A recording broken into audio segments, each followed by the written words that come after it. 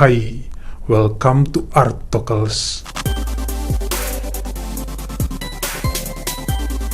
Kasus kita kali ini sangat ringan dan banyak yang request sejak tahun lalu. Gak apa-apa kali ya, sekali-sekali kita bahas kasus ringan tapi menarik. Nanti lusa kita masuk ke kasus yang lebih berat lagi. Hari ini kisahnya tentang seorang gadis muda yang mencoba menyapa seorang atlet basket terkenal dan kemudian mulai berkenalan melalui aplikasi Facebook pada Desember 2011. Ngobrol enak di dunia maya tidak seindah di dunia nyata. Karena ada sosok misterius yang menjadi dalang dalam kasus ini. Kenalan online ini pun jadi aneh tapi nyata. Kenapa begitu? Nanti akan saya bahas dan juga jelaskan lebih dalam lagi. Sebelum kita lanjut, dukung dulu ya channel ini dengan mencet tombol subscribe.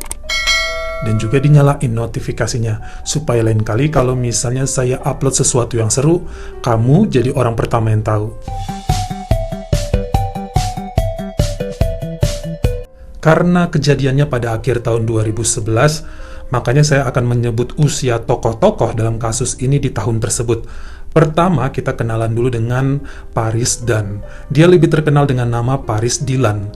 Usianya masih 17 tahun dan merupakan model yang sangat cantik berasal dari California Selatan. Dia sering tampil di beberapa acara TV dan juga seseorang yang menjadi idola di sosial media. Dirinya memang cukup menarik, sangat menarik bahkan, dan sering membagikan foto-foto manisnya di Twitter, Facebook, dan Instagram. Pengikutnya juga pada tahun 2011 sudah sampai ratusan ribu dan terus bertambah. Menurut pengakuan Paris sendiri, dia sangat aktif di sosial media karena pengen banget jadi artis dan senang berkomunikasi dengan para fansnya, terkhusus melalui foto-fotonya.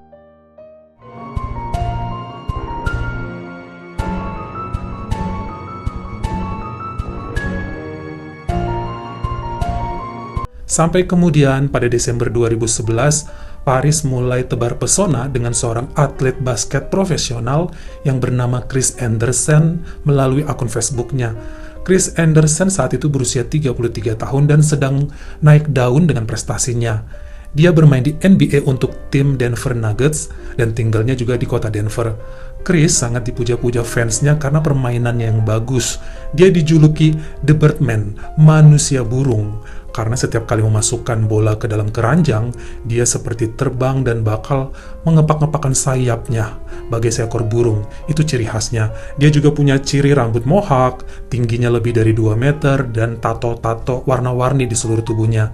Dia merupakan superstar lah.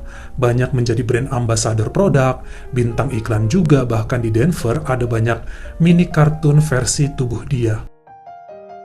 Seorang pengacara yang bernama Mark Bryan, dia saat itu menjadi manajer, mentor sekaligus figur ayah bagi Chris Andersen, bercerita bahwa si Chris ini tumbuh dalam keadaan yang kurang bahagia dan juga serba kekurangan dalam ekonomi.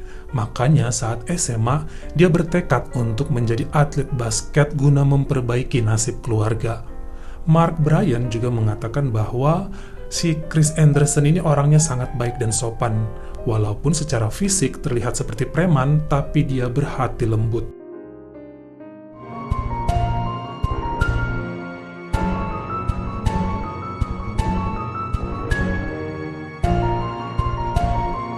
Dimulai dengan tombol colek-colekan di Facebook, akhirnya Paris dikatakan menerima pesan di Facebook dari Chris Andersen. Kata-kata awalnya seperti, "Hai, saya lihat kamu ada di daftar fans saya," dan Paris juga ngebalas, "Hai, saya memang fans berat kamu," dan hal-hal lainnya. Saat itu Paris dapat pesan begitu ya, sangat seneng lah karena nggak kebayang di DM duluan sama superstar. Mereka pun mulai ngobrol dan lebih dalam lagi saling bertukar foto. Banyak dari foto-foto yang dikirim sama Chris ini merupakan foto-foto pribadi yang nggak ada di Google. Hal inilah yang semakin meyakinkan si Paris bahwa akun Facebook yang ngobrol sama dia ini adalah benar Chris Andersen, si Birdman. Bahkan Paris kemudian mengirimkan foto dia yang mengenakan jersey dengan nomor punggung si Chris, dan Chris katanya suka banget, lalu diposting sama dia di Facebooknya. This is supposed to be Chris Andersen's Facebook page where he puts, "My girl looks better in my jersey than I do." Because Responding to the picture of you in the I had sent a picture of jersey. me in his jersey. That was his wallpaper.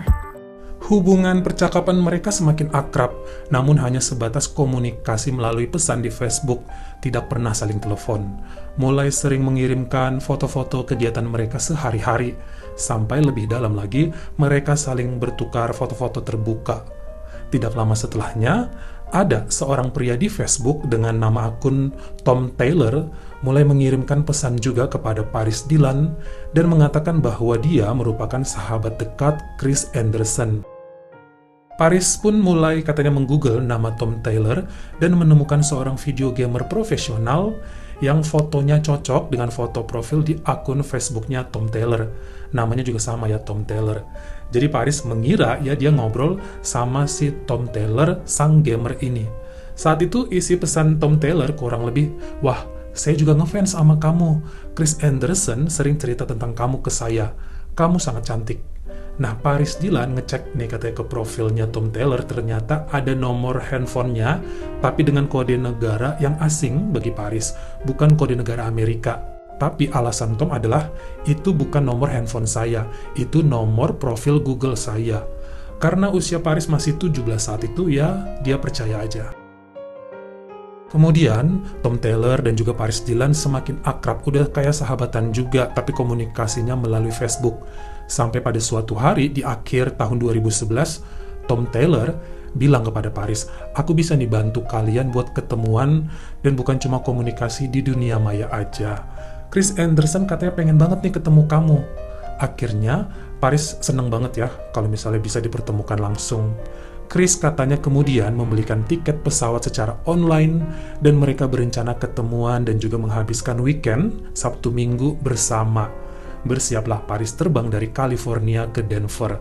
Penerbangan antar provinsi lah ya, jadi kayak Jakarta ke Medan. Waktu itu alasan Paris kepada ibunya katanya dia mau ketemu cowoknya yang ada di luar kota. Karena ternyata si Paris juga pernah nemuin cowoknya naik pesawat. How does that happen? We're talking and he's like, "I can let you guys meet. He wants to meet you." What did you think when he said, "Do you two want to hang out?" Well, by that point, I was like, yeah, sure. What do you say to your mom? I had said that I was going to go see a boyfriend that I was seeing at the time that I had seen a month earlier. She trusted me, and I went on my way. And it never troubled you that you're going to see this guy and you've never even spoken to him on the phone? No, it didn't. Setibanya di bandara Denver, Paris katanya sempat menunggu lama, sampai akhirnya ada sebuah mobil berhenti di dekat dia. Saat pintu mobil terbuka, ternyata yang dilihat sama Paris adalah memang benar, si Chris Anderson, The Birdman. Paris seneng banget, kemudian mereka langsung menuju ke apartemennya si Chris. Kelihatannya mereka sama-sama senang dan semangat.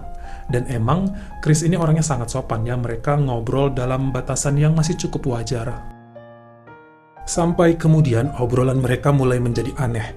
Si Chris bilang gini, "Mana nih, jadi nggak kamu bawa pakaian-pakaian Victoria's Secret-nya buat kamu pakai?" Terus kata Paris, "Hah?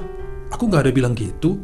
Chris juga ngomong, "Minggu depan jadi ya kamu traveling ke Afrikanya." Kata Paris, "Apa? Siapa yang mau traveling ke Afrika?" Bahkan saat Paris ngomong, "Hey, sahabatmu, si Tom Taylor sering juga ya main ke apartemenmu ini." Lalu Chris bilang, "Hah? Tom Taylor siapa? Saya nggak punya kenalan namanya Tom." Hal-hal inilah yang kemudian membuat suasana jadi canggung.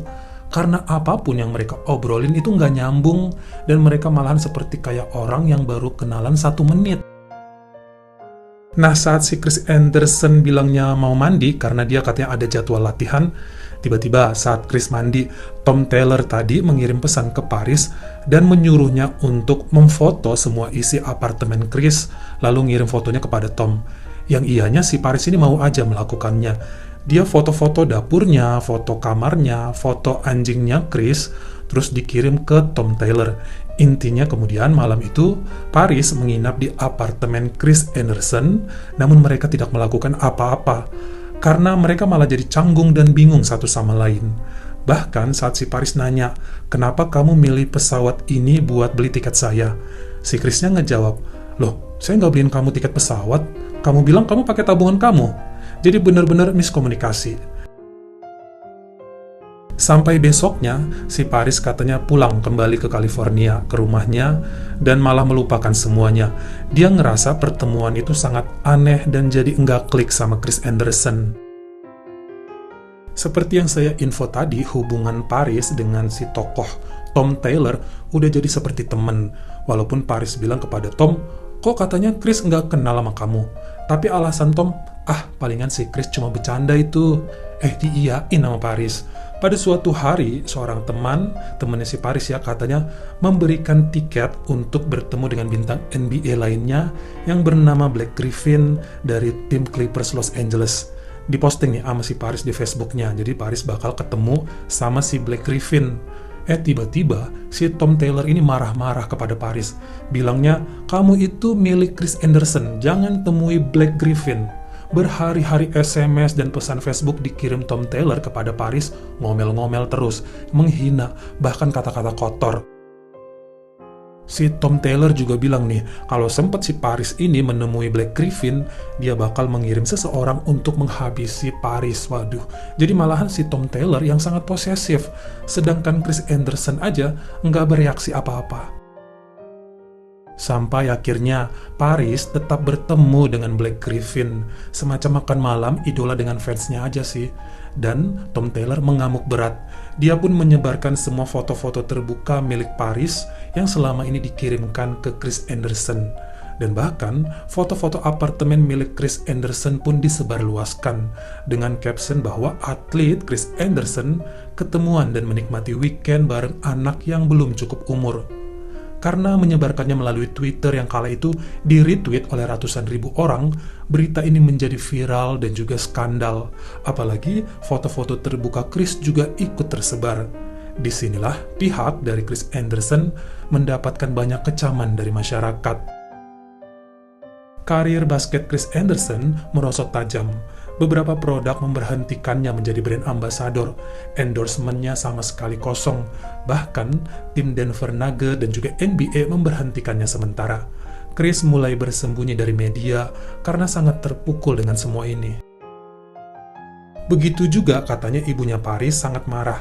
Namun Paris masih menjelaskannya dengan baik kepada keluarga dan akhirnya mereka mengerti. Nah, parahnya lagi adalah pihak manajemen Chris Anderson menerima email yang ngaku-ngakunya dari ibunya Paris pada bulan Februari 2012. Katanya bakal melaporkan hal ini kepada polisi karena Chris Anderson mengajak putrinya yang masih sekolah ke apartemennya. Dengan segala ancaman itu, seseorang yang ngaku-ngakunya ibu Paris ini kemudian meminta uang sejumlah $3.000 atau sekitar 36 juta rupiah saat itu.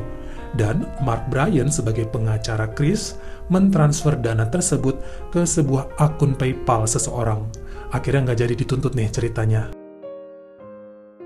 Felt like he lost that. He lost himself, he lost that ability, he may be out of the NBA, and what is this? So all that just came raining down. To protect Birdman, who's like a son to him, Bryant quietly sends $3,000 to a PayPal account to make the whole thing go away. $3,000. Yes, ma'am. And then you thought it was done. I thought I was done.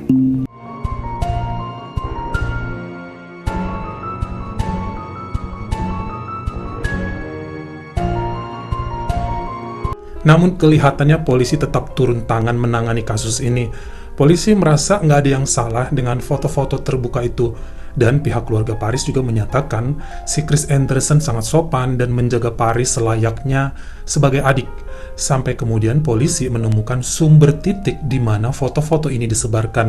Bahkan pelacakan akun PayPal, nomor telepon, dan juga email.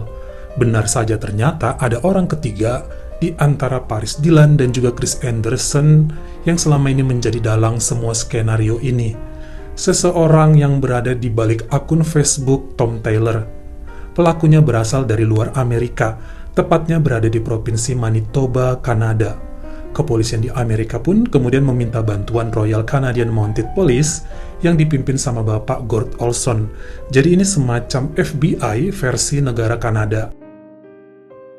Mereka inilah yang kemudian melacak akun Facebook Tom Taylor dan juga Chris Anderson dan menemukan lokasi pasti pesan-pesan Facebook ini dikirimkan.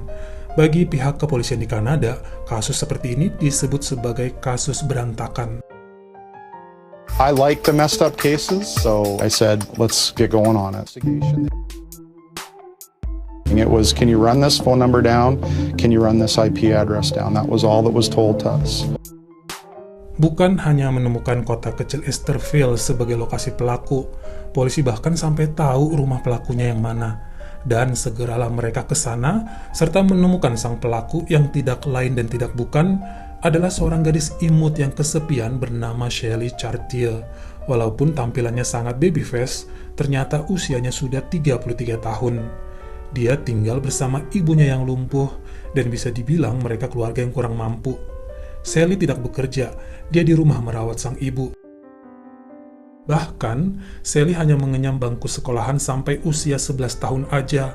Kalau kita di Indonesia mungkin setara dengan kelas 5 SD. Habis itu dia putus sekolah.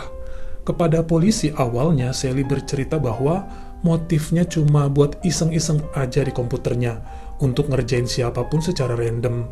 Bahkan dari komputernya juga ditemukan Shelly punya banyak akun Facebook palsu dan ngerjain banyak orang. Namun kelihatannya, kisah Paris Dillon dan juga Chris Anderson adalah yang paling parah. Awalnya, Shelly katanya sempat khawatir dengan drama mempertemukan Paris dengan Chris Anderson di apartemennya. Tapi kelihatannya dia sangat menikmati dramanya dan malah jadi kebablasan. Justru pihak kepolisian yang malah kasihan saat itu kepada Shelly, dia suaranya aja lembut dan hampir gak kedengeran. Orangnya suka nunduk-nunduk di pojokan, pemalu dan kebanyakan diemnya kalau ditanya sama polisi. Sampai akhirnya Shelly pun menjalani sidangnya di Winnipeg, Kanada. Shelly dijatuhi hukuman 18 bulan penjara oleh hakim. Namun kelihatannya dia cuma menjalani 12 bulan aja. Tapi kena masa percobaan, yaitu 2 tahun setelah bebas, dia dilarang menggunakan internet sama sekali. Bakal ada sanksinya kalau melanggar. Namun kelihatannya pihak kepolisian di Denver, Colorado, Amerika tidak puas dengan hasil tersebut. Mereka bahkan kemudian melakukan pengajuan dengan tuntutan 24 tahun penjara untuk Shelly Chartier. Tapi hal ini dibatalkan karena baik pihak dari Paris Dillon dan juga Chris Anderson memaafkan dirinya. Shelly pun minta maaf atas apa yang telah dilakukannya kepada Paris. Kepada Chris Anderson dia nggak mau minta maaf, tanpa alasan yang jelas. If you could say something to Paris, what would you say? I just feel really bad for her because I basically used her in every way. Seperti yang saya bilang tadi, karir profesional Chris Anderson sempat tumbang karena kasus ini. Dia bahkan sempat di blacklist untuk semua tim. Ternyata untuk di Denver, Colorado ini, pertemuan antara Chris dan juga Paris di apartemennya itu merupakan sesuatu yang nggak melanggar hukum, karena memang nggak terjadi apa-apa kali ya. Bahkan setelah pelaku kasus ini terkuak dan Shelly Chartier di penjara, Chris mulai muncul lagi dan tim Miami Heat menggandengnya gabung. Pada tahun 2014, Presiden Obama dalam pidato untuk pembukaan Liga baru NBA membantu Chris Anderson dalam pembersihan nama baiknya. Everybody on this team participated. Birdman, Birdman's tattoos, Birdman's mohawk. Bagaimana menurut kamu? Apa hukuman 1 tahun dan juga masa percobaan? Nggak boleh pakai internet, udah cukup untuk Shelly? Atau ya harusnya lebih berat lagi lah karena dia sempat mengacaukan karirnya si Chris Anderson? Kamu komen di bawah. Kalau kamu suka sama video ini, jangan lupa ya klik like dan juga tombol share-nya. Buat yang baru pertama kali mampir atau udah sering mampir tapi belum berlangganan, jangan lupa klik dulu tombol subscribe. Dan juga dinyalain notifikasinya, supaya lain kali kalau misalnya saya upload video baru, kamu jadi orang pertama yang tahu. Follow juga Instagram saya jika berkenan di Artokels S-nya 2. Dan jangan lupa untuk nontonin semua video saya yang lainnya. Ingat ya, tetap jaga kesehatan. Terima kasih.